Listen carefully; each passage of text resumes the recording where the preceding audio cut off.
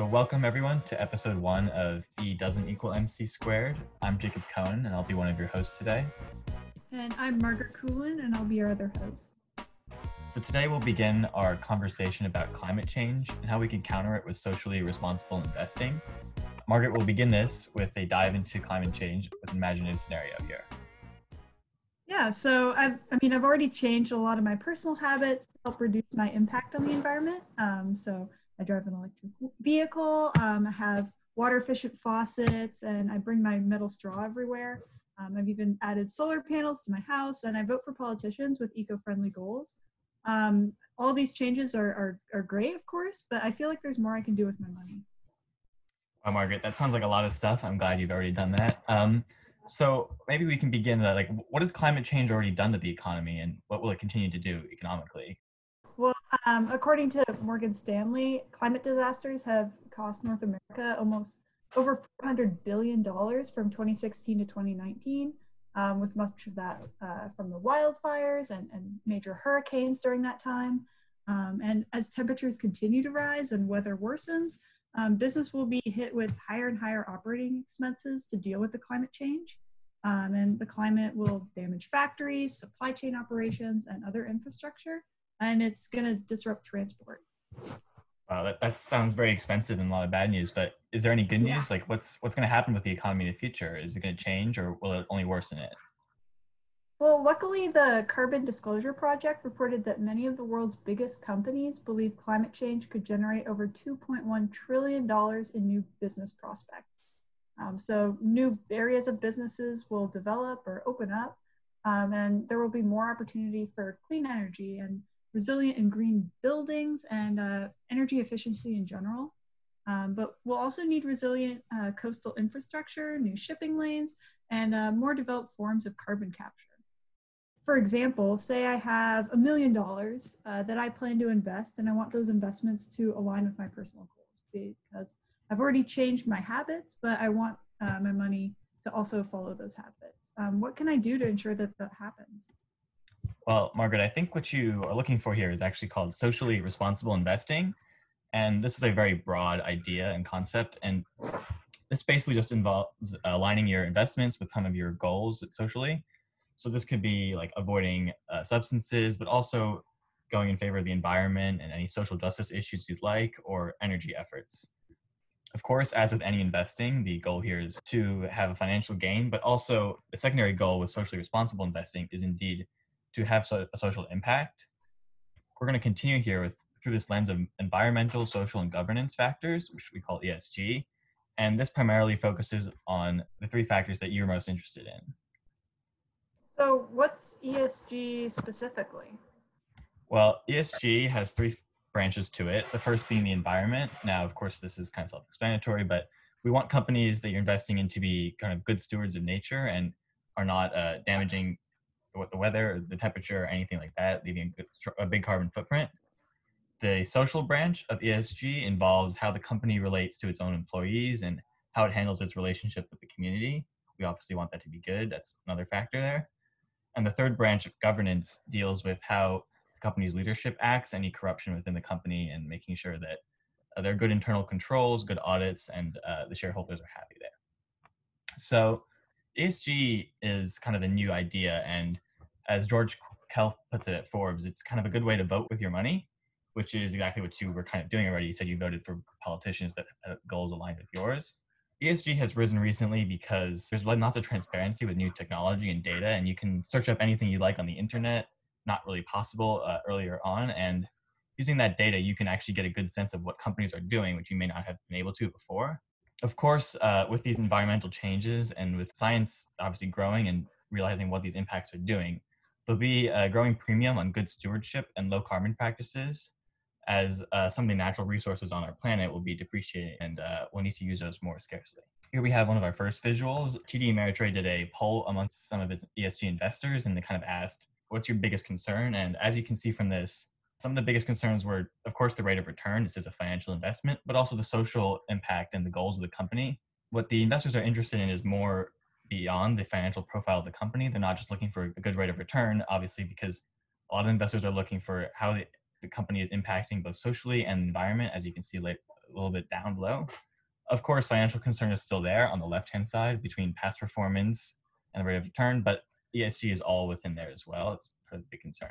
It's really interesting just to kind of see the different factors that are most important. I mean, I think a lot of people think that rate of return would be the absolute like majority, but it's pretty widespread among the social impact and the goals of the companies as well. So when did ESG investing start, and why, and how widespread is it now? So there was a good 2020 interview with 3 leading ESG experts from different financial advising companies, and one of them put it the best way that if you go back 5 years, that there was little to no ESG conversation versus today. This is because we have a new generation of people entering the investing area, and we were lucky enough to get some emailed questions from Brian Trelstad at Princeton, who is a visiting lecturer there, but also a partner at Bridges Fund Management that focuses entirely on sustainable investing. And I'll pull a quote from him that I thought was very good, that he said, "I think the generation that cares where its clothes are made or where its food is grown also cares about where its money sleeps at night." Now, this is exactly true here. This is the growing generation of people that with all this new data are able to actually like change their own habits and either favor companies that they think are involved in good ESG operations or are not. One of the other thing that Mr. Telstad pointed at is the rise of women as asset owners, and both between this and the new generation of people that cares where their money is going is able to direct their money where they would like to. And we can see some of this from another study that clearly shows back in 1995, ESG investing was not a big thing. Less than $2 trillion invested directly into ESG. But as you can see, this has grown incredibly over 12 times as much. That by 2018 now, we have seen almost $12 trillion in assets directed entirely towards ESG investing. And you can see how this is broken up in the next visual here, where the E, the G, and the S are both 3 primary concerns, about equally split amongst the 3 categories. And you can see how it's grown from 2016 still. So ESG is going to continue to grow as data becomes more clear to everyone on the internet. As long as you have an internet connection, you can get data on these companies and see what they're doing. I think this 2020 interview also found that ESG adoption has grown within real assets quite well. So like infrastructure, real estate. Of course, these are easier areas to apply ESG to. You know, you can get energy efficient air conditioners. You can apply solar panels easily. That's kind of a physical thing you can do. But as the interview noticed, it's a bit lacking compared to like equity and fixed income, because it's harder with investments to actually see where your money is going, and it's harder to find the actual the physical impact. But we strongly believe that ESG is still growing, and as you can see the trend in the data, that more and more individuals are looking to invest in ESG. Yeah, I think that's really interesting. And like you said, as long as you have an internet connection, you can check in on these companies. And I think as that transparency increases, I think people are going to hold companies more accountable for it and try to expand the ESG investing that's already happening. But my one concern is it financially sound, or am I making a sacrifice in favor of my causes? And I am worried about these environmental causes, but I also, at the end of the day, want to make a little bit of money with my investments. So this is a perfect question. We have 2 studies here, the first being from CNBC, and they looked at a bunch of ESG focused funds and compared it to the S&P 500 standard indice. And they noticed that ESG funds do actually seem to beat the market ever so slightly. Of course, they are subject to the same volatility. You know, they move with the S&P 500. They're not totally separate. But it seems that these businesses, with their better practices through ESG, are actually able to give you a better financial return. Another professor at the Harvard Business School, George Serafeim, he's a leading ESG expert around the world. He's recognized by Barron's as one of the most influential people in ESG investing. Conducted his own study and noticed in the second diagram here that companies that had ESG-oriented goals did actually perform slightly better as well if you invested in them. The returns, some people believe that, of course, this is not actually going to be any better. You know, people who invest in like solar panels or buy green products, they might think, oh, this is a little bit more expensive, but it's towards a good cause. Well, Professor Serafeim noticed that ESG companies are actually finding competitive advantages in product, labor, and capital markets. And so they've actually provided average returns to their investors. They're superior to those of conventional portfolios while exhibiting lower risk. And I think the lower risk portion here is actually especially important, because these companies you're investing in with ESG are focused on social and governance portion, includes their own company.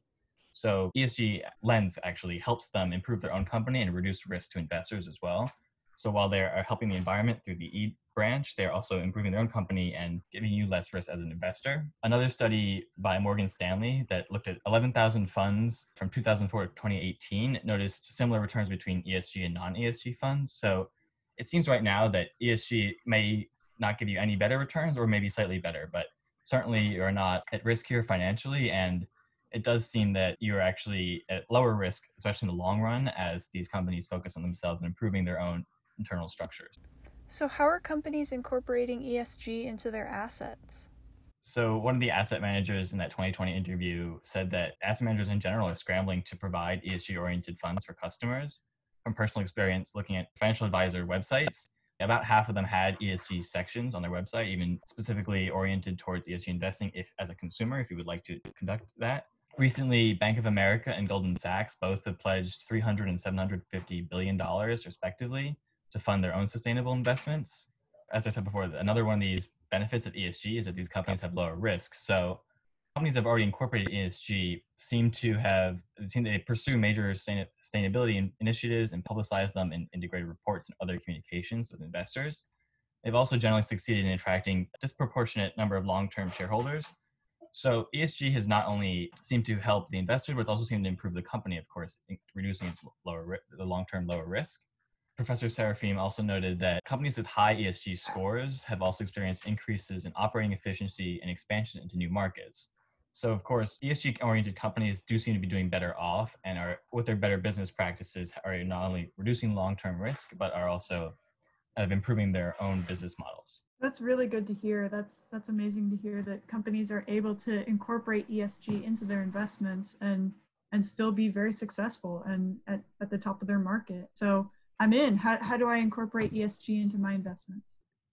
Well, of course, this will begin normally as you would normally invest. You have to do a qualitative analysis on the company and the industry. So you still need to identify the company you would like to invest in. Of course, as stage 2 says, we're going to be looking at more than just the quantitative numbers with it. We're going to be also looking at its environmental impact. Now, we'll be looking through the environmental impact and how it's damaging the environment, how it's not damaging the environment, what kind of procedures it's done to be a greener company, reduce its carbon footprint. But of course, you still want to look at the financial forecasting and apply any models you can to see how the shares will do and the company will do in the future. This is still a financial investment, as I said earlier on. There's 2 goals here. Then, of course, it is up to you to decide whether you would like to purchase shares of this company or lend to them. And then the next stage would just be ownership, as you can keep cycling through different companies and choosing different ones. Yeah, that sounds pretty self-explanatory. But I kind of know how to measure the success of my normal investing, but how do I measure ESG investing? This 2020 interview has lots from the 3 different asset managers, has lots of different ways to measure it. I think the key here is that with numbers, it's kind of easy. You can apply whatever models you'd like, but with numbers, at the end of the day, you can get a numerical score on whether a company is producing profit or it's not, it doesn't have any good revenue. With ESG, it's a little bit different. It's not necessarily a quantitative analysis here.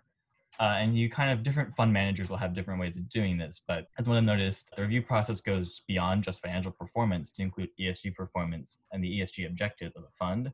What you need to do is kind of develop your own ESG scoring system or work with your fund manager to do so.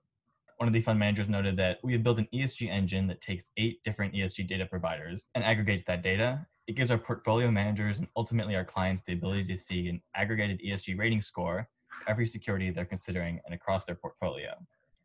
So as you can see here, you're going to be aggregating all that data I mentioned that you could get from the internet. You want to see what the company is doing, what kind of sustainability goals they have, what the leadership is actually pursuing, what they've already implemented into their company. Now, of course, with any data on the internet, there are going to be many sources of confusion. Obviously, different scales will give you different readings. It's not kind of measuring the temperature in the room. It's much more different than that. So you're going to have data inconsistency. You might have nomenclature inconsistency and material impact inconsistency, since it's not as easy to measure what companies are actually doing with the environment there. Well, I think that's a good way to kind of look inwardly at the company and see kind of what's best for that company and the company's goals and the company's future. But what do you see in the future of ESG itself? So, yeah, what in further adoption and widespread adoption? these experts from the 2020 interview noted that they expect ESG to go mainstream. As you saw with the growth in the number of people investing with ESG, it's likely to continue growing. And the majority of people, whether they've already invested or not, if you'd ask them, I bet they would say that, oh yeah, I would like my investing to align with my own personal goals here. Right. Yeah. It's kind of putting your money where your mouth is, and you want to ensure that what you're doing with your money is not entirely separate with what you think and the kind of political processes that you are participating in. What these asset managers wanted is kind of more funds that incorporate ESG into any asset classes. So it might be beyond just equities and bonds, but incorporating into real estate and other private equity and areas like that. Of course, with the real assets, you can actually see ESG physically happening. Well, it's a little bit different when you invest in a company where you're just focusing on their goals. So with those real asset classes, it's likely that ESG will become more incorporated there first because you can actually see the impact. Our interview with Professor Trelstrad also had he had an interesting take on this, but he said, my sense is that ESG considerations amongst young people have a more immediate and material impact in the following order. This company sucks. I don't want to work here. Company sucks by doing X, and I will tell the world about it, how lame it is on TikTok, Facebook, Twitter, and so on. So I think what Professor Trelstrad here is getting at is that it seems with the really younger generation, so college students and just out of college, it seems that they're taking their opinions and rather than focusing on ESG investing, they can do a more material impact by just kind of boycotting the company and lashing out at them on social media, but also just not giving them their money. So it seems that ESG Invest still needs time to mature, according to him. And it seems that the greatest, as he ranked it, the greatest source of influence right now amongst younger people is that they can just affect the employment of the company by obviously leaving the company, not working there. Then they can influence the company on social media before they actually focus on the consumption, what their own consumption habits are. And then lastly, they'll focus on ESG investing. So for millennials and Gen Z, it seems that they're not actually that interested in ESG because they have more immediate ways to impact the company. So it seems to be Professor Trelstad that ESG still needs time to mature and kind of attract a broader audience amongst wealthy individuals that have money to invest in these companies. I think also, like Gen Z and millennials, they might not have the greatest purchasing power in comparison to other generations at this point. But I think, as they grow up, as they get jobs and get a little bit more purchasing power, I think, I don't know, they might have more of an influence. But like you said, you just got to wait and see and see the future of ESG. It probably will go mainstream, but we'll see about that. Thank you for listening to this first episode of E doesn't equal MC squared. Up next time is our first episode on how to actually invest sustainably with solar energy. Thank you.